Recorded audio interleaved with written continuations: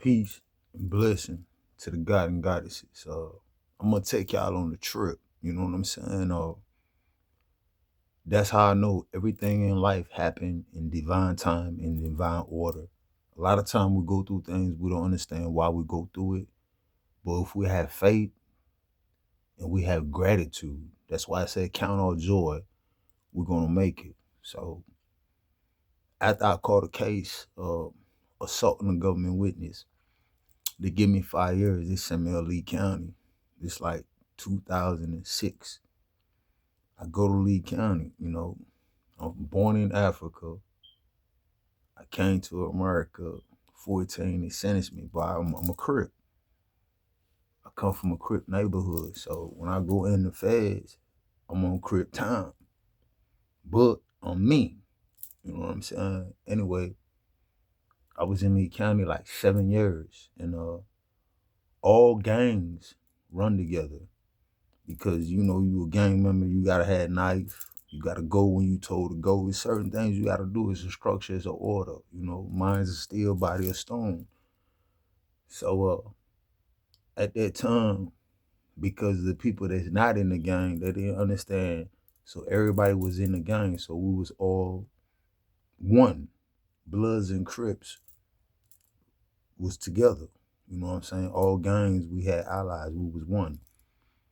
So at this time, the Bloods on the compound, they like 40. The Crips on the compound, we like 11. But the 11 is serious. So numbers don't mean nothing when you got people focused. So we had the compound, with an iron fist. Being that people come to the compound, Bloods or Crips, regardless where you from, when they come to the compound, the state that they from, go to them and tell them, look, don't get on gang time. The gang members are going to use you. They're going to make you kill. You never going to go home.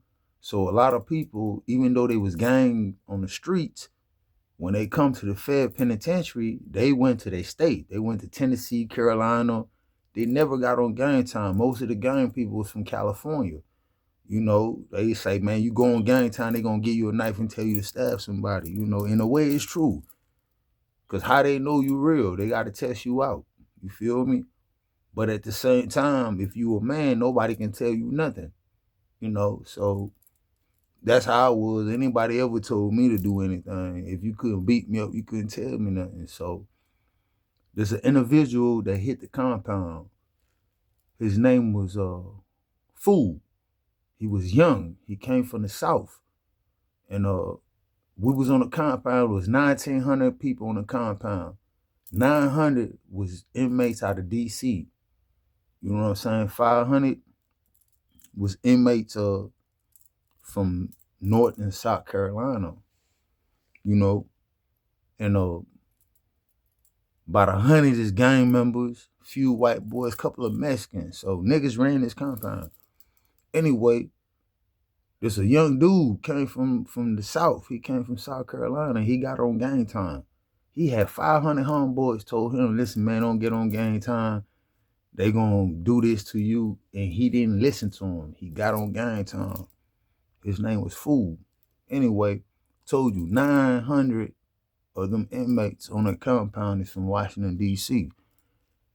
The gangs get into it with D.C. So 40 Bloods, 11 Crips, 60, to the highest denominator with 900 motherfuckers.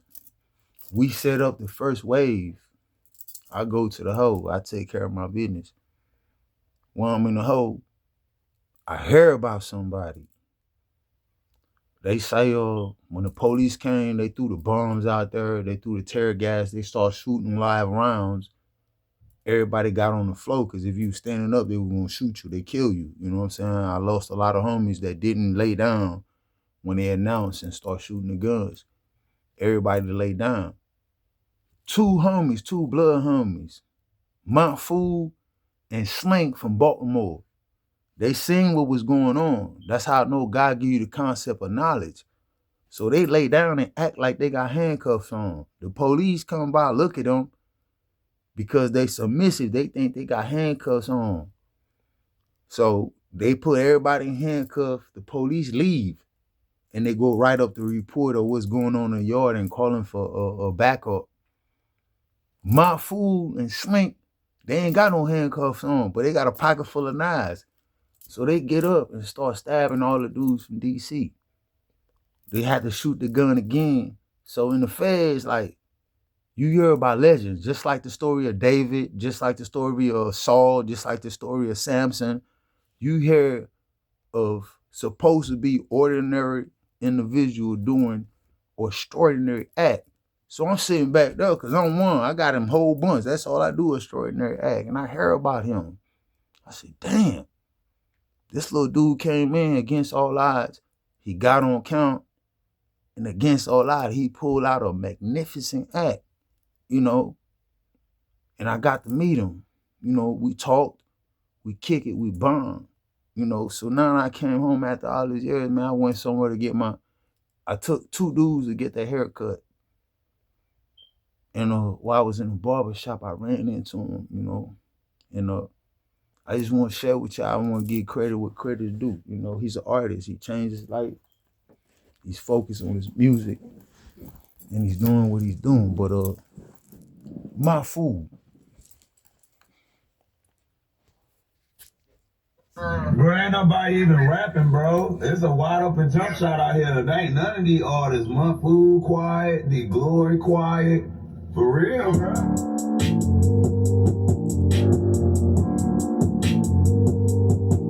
Music is good, but all these rappers rapping about shit they never done. So when a real person, a real soul rap, no introduction. Russia.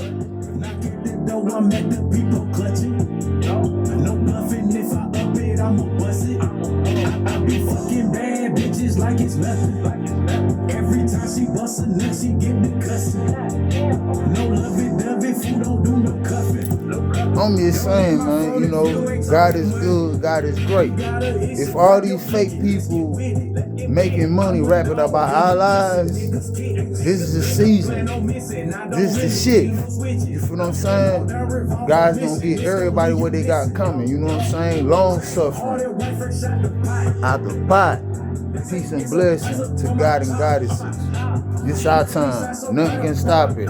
No man can curse who God bless. And it's on God to make that decision who's worth what they got coming. You feel what I'm saying? Y'all need to quit playing guys.